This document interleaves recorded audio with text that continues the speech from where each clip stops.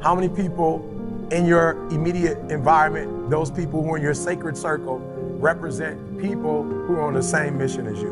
Or do you have a bunch of people on your list who are not on the same mission as you, and those individuals are pulling you down? E.T., how do you do what you do? I have cut off the people who are not on the same mission with me, and yes, they are very upset, and yes, they said some nasty things about me. Guess what? I cut them off anyway, and I've surrounded myself with people who have the same values, who have the same mindset, and people who want to accomplish what I want to accomplish. People don't always like you, and they're not always happy for you.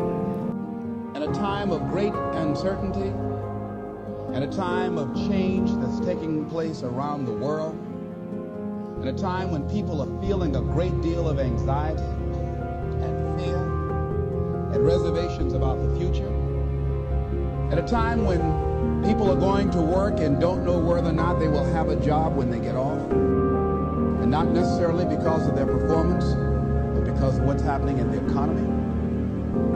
At a time when there are challenges, more so than ever before, in personal relationships. When we look at what's happening on the crime level and what's happening with our youth, that many times I'm sure that we've all taken time just to stop and reflect many times when we hear what's happening in the news or read the newspapers. Where's all of this leading to? What's going on here? So you don't get in life what you want, ladies and gentlemen. You get in life what you are, not what you want. And see, the good news is that we can always become more by working to develop ourselves. So the first process of making this your decade, you've got to begin to take a look at your life and look at where are you right now? What are your strengths? What are your weaknesses? What gives your life a sense of fulfillment, a sense of joy? What does a full, rich life means to you? What is it that you could love doing 7 days a week that'll bring a smile to your face? How do you hang in there during the hard, difficult times? You must have faith. You've got to believe in yourself.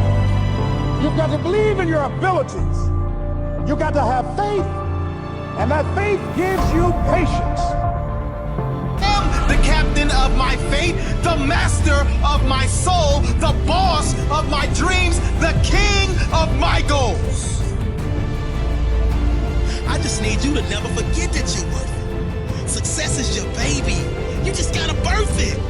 And then kick back and enjoy the fruits of your labor.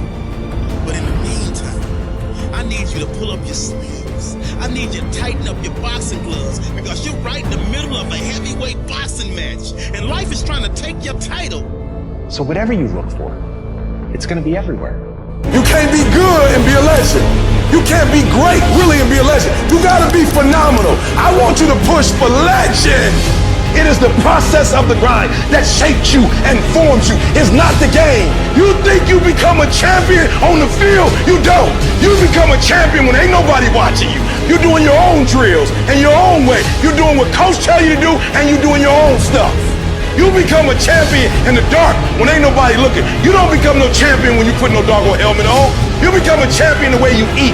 You become a champion the way you think. You become a champion in your grind. When nobody knows what you're doing, when you put in those extra reps, when you watching those videos and you getting inspired, when you change your music and you just get on stage and you shine. It's the process that makes you sweet.